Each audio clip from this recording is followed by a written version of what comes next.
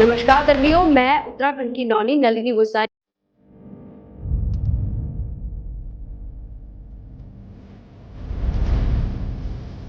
आज हम उत्तराखंड के ऐसे भड़ की जीवन गाथा को आपके सामने ला रहे हैं जिनको शायद आपने अपने बचपन में डाक टिकटों पर या फिर उनका नाम अमूमन बसों पर लिखा कहीं देखा होगा।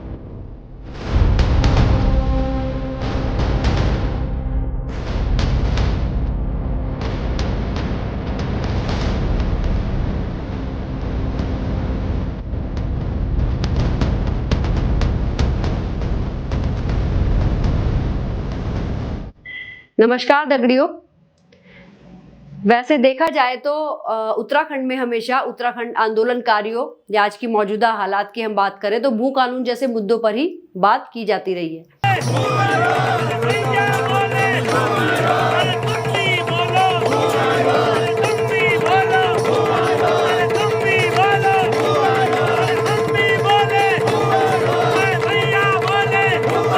आज हम उत्तराखंड के ऐसे भड़ की जीवन गाथा को आपके सामने ला रहे हैं जिनको शायद आपने अपने बचपन में डाक टिकटों पर या फिर उनका नाम अमूमन बसों पर लिखा कहीं देखा होगा। गढ़वाल का ऐसा लाल जिसके शौर्य का परचम प्रथम विश्व युद्ध या अंग्रेजी हुकूमत के दौर में भी किया जाता था, जिनको बाद में गढ़वाली नाम से संबोधित किया गया। जी हाँ दगड़ियों, आज हम बात करने वाले हैं वीर चंद्र सिंह गढ़वाली के बारे में। नमस्कार दगड़ियों, मैं उत्तराखंड की नौनी नलिनी गोसाई स्वागत करती हूँ आप सभी का अपने इस खास कार्यक्रम यूथे भी सुना में। वीडियो में हम आज वीर चंद्र सिंह गढ़वाली के जीवन पर एक संक्षिप्त प्रकाश डालेंगे। वर्ष 1930 और तारीख थी 23 अप्रैल। नमक कानून को लेकर स्वतंत्रता सेनानियों का एक हुजूम आंदोलन कर रहा था। ऐसे में वीर चंद्र सिंह गढ़वाली को पेशावर रवाना कर दिया गया, जहां उनको ऑर्डर मिला था निहत्थे लोगों पर गोली चला दो। वीर चंद्र सिंह गढ़वाली पहले से ही एक भड़ माने जाते थे। उन्होंने गोली चलाने से मना कर दिया। उस समय ऐसा पराक्रम देखकर अंग्रेजी हुकूमत के पांव तले जमीन खिसक गई। तब वे वीर चंद्र सिंह गढ़वाली को पेशावर कांड के नायक के रूप में जानने लगे। वीर चंद्र सिंह गढ़वाली का जन्म 25 दिसंबर 1891 में हुआ था। चंद्र सिंह के पूर्वज गढ़वाल की राजधानी चांदपुर गढ़ के थे। चंद्र सिंह के पिता का नाम जलौर सिंह भंडारी था और वह एक अनपढ़ किसान थे। इसी कारण चंद्र सिंह को भी वो शिक्षित ना कर सके, पर चंद्र सिंह ने अपनी मेहनत से ही पढ़ना लिखना सीख लिया था। 3 सितंबर वर्ष 1914 को वीरचंद्र सिंह सेना में भर्ती होने के लिए लैंसडाउन पहुंचे। सेना में भर्ती हो गए। यह प्रथम विश्व युद्ध का समय था। 1 अगस्त 1915 में चंद्र सिंह को अन्य गढ़वाली सैनिकों के साथ अंग्रेजों द्वारा फ्रांस भेज दिया गया, जहां से वे 1 फरवरी 1916 को वापस लैंसडाउन आ गए। प्रथम विश्व युद्ध के दौरान ही 1917 में चंद्र सिंह ने अंग्रेजों की ओर से मेसोपोटामिया के युद्ध में भाग लिया, जिसमें अंग्रेजों की जीत हुई थी। वर्ष 1918 में बगदाद की लड़ाई में भी उन्होंने हिस्सा लिया। प्रथम विश्व युद्ध समाप्त हो जाने के बाद अंग्रेजों द्वारा कई सैनिकों को निकालना शुरू कर दिया गया, जिन्हें युद्ध के समय तरक्की दी गई थी। उनके पदों को भी कम कर दिया गया था। इनमें चंद्र सिंह भी थे। इन्हें भी हवलदार से सैनिक बना दिया गया था, जिस कारण इन्होंने सेना को छोड़ने का मन बना लिया। पर उच्च अधिकारियों द्वारा इन्हें समझाया गया कि इनकी तरक्की का ख्याल रखा जाएगा और इन्हें कुछ समय का अवकाश भी दे दिया गया। इसी दौरान चंद्र सिंह महात्मा गांधी के संपर्क में आए। कुछ समय पश्चात इन्हें इनकी बटालियन समेत 1920 में वजीरिस्तान भेजा गया, जिसके बाद इनकी पुनः तरक्की हो गई। वहां से वापस आने के बाद इनका ज्यादा समय आर्य समाज के कार्यकर्ताओं के साथ बीतने लगा और इनके अंदर स्वदेश प्रेम का जज्बा पैदा हो गया।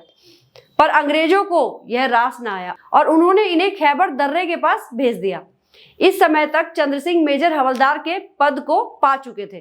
उस समय पेशावर में स्वतंत्रता संग्राम की लौ पूरे जोर शोर से जली हुई थी और अंग्रेज इसे कुचलने की पूरी कोशिश कर रहे थे।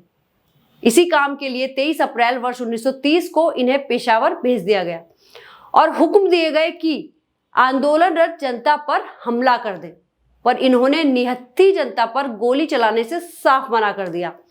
इसी ने पेशावर कांड में गढ़वाली बटालियन को एक और ऊंचा दर्जा दिलाया और इसी के बाद से चंद्र सिंह को चंद्र सिंह गढ़वाली नाम मिला और इनको पेशावर कांड का नायक माना जाने लगा। अंग्रेजों की आज्ञा ना मानने के कारण इन सैनिकों पर मुकदमा चला।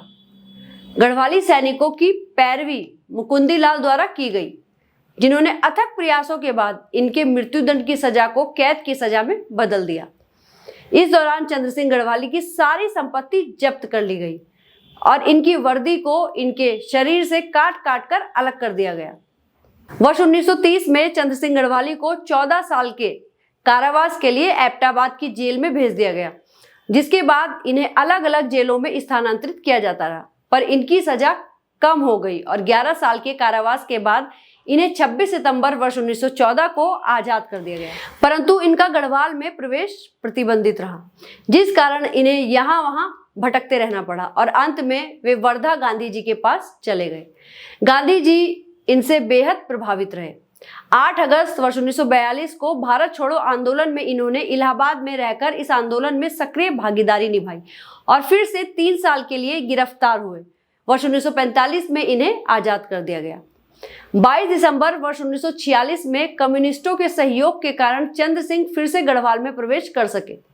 वर्ष 1957 में इन्होंने कम्युनिस्ट के उम्मीदवार के रूप में चुनाव लड़ा, पर उसमें इन्हें सफलता नहीं मिली। 1 अक्टूबर वर्ष 1979 को चंद्र सिंह गढ़वाली का लंबी बीमारी के बाद देहांत हो गया। वर्ष 1994 में भारत सरकार द्वारा उनके सम्मान में एक डाक टिकट भी जारी किया गया तथा कई सड़कों के नाम भी इनके नाम पर रखे गए। तो कैसी लगी आपको हमारी आज की वीडियो? ये बाकी के रोजाना के टॉपिक से हटके थोड़ा अलग थी। अगर आपको पसंद आई तो प्लीज इस वीडियो को ज्यादा से ज्यादा शेयर करिएगा, कमेंट करिएगा और हमारे YouTube चैनल को सब्सक्राइब करना बिल्कुल मत भूलिएगा। धन्यवाद।